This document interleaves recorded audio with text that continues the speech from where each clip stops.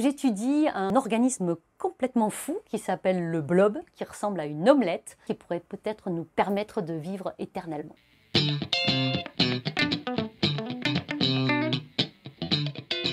Je suis née dans un petit village dans l'Aveyron et j'ai ensuite été au collège Kervalon à Marcillac et je suis partie au lycée Foch à Rodez.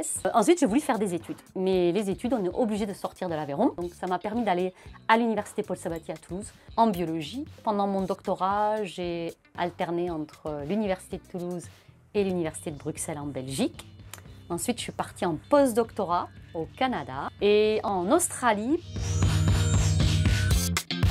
Je suis directrice de recherche au CNRS et je travaille au Centre de biologie intégrative à Toulouse. Je suis spécialiste de l'étude du comportement animal. J'ai débuté avec les abeilles, mais très vite j'ai bifurqué vers l'étude des fourmis. Et récemment, j'ai rencontré un unicellulaire qui a un peu bouleversé ma vie, qui est le blob. Je travaille sur la résolution de problèmes, que ce soit chez les fourmis, en particulier les embouteillages. Et sur le blob, c'est comment il va trouver son chemin dans un labyrinthe, comment il apprend, comment il mémorise des informations. J'ai la chance de pouvoir me poser des questions et de pouvoir les tester expérimentalement dans mon laboratoire. On apprend des choses tous les jours.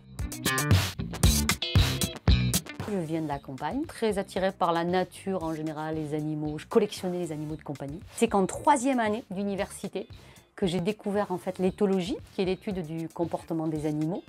Et je me suis dit, mais en fait, c'est ça que je veux faire depuis toujours.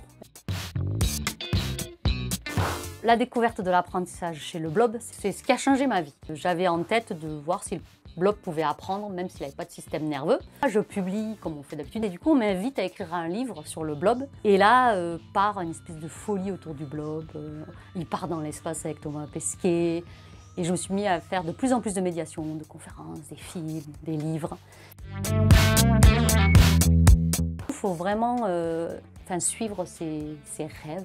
Si ça nous plaît, faut pas hésiter, il faut continuer. C'est un métier absolument magnifique et je pense que les femmes ont tout à fait leur rôle à jouer.